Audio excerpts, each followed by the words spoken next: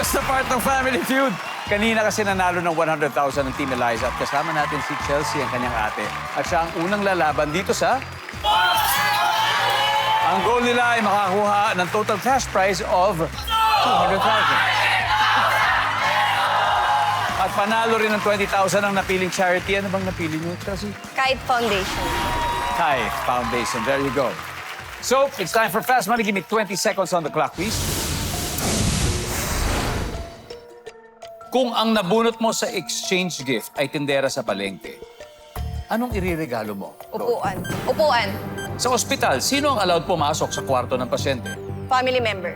Bukod sa Christmas Day, ano pang kaabang-abang kapag December? New Year. Body part na binabrush. Yung ngipin. Pangatlong beses nang nakakabasag ng plato ang anak mo, anong gagawin? Magagalit. Let's go, Chelsea. Okay. Kung ang nabunot mo sa exchange gift ay tindera sa palengke, magre-regalo ka ng upuan para makapagpahinga. Ang sabi ng survey ay... Uy! Bakit kaya? Nasa ospital, sino allowed pumasok sa kwarto ng pasyente? Sabi mo, yung relatives. Ang sabi ng survey.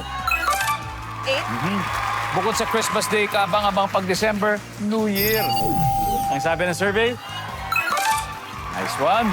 Body part na binabrush, sabi mo, ngipin. Ang sabi ng survey? Nice one.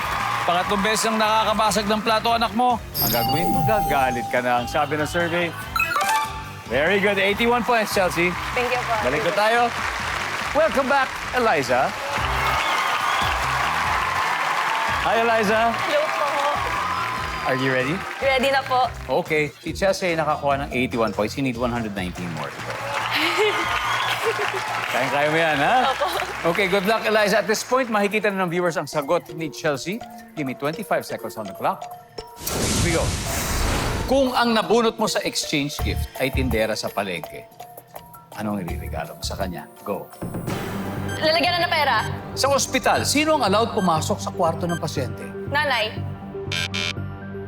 Nurse. Bukod sa Christmas Day, ano pang kaabang-abang pag December? Caroling. Body part na binabrush. Buhok. Pulo. Pangatlong beses nang nakabasag ng platong anak mo, anong gagawin mo? Magsasabihan. Let's go, Eliza. We need 119 points. Kung nabunot mo sa exchange gift ay tindera ng palengke, ang bibigay mo yung palagyan ng pera. Ang sabi ng survey ay... Top answer!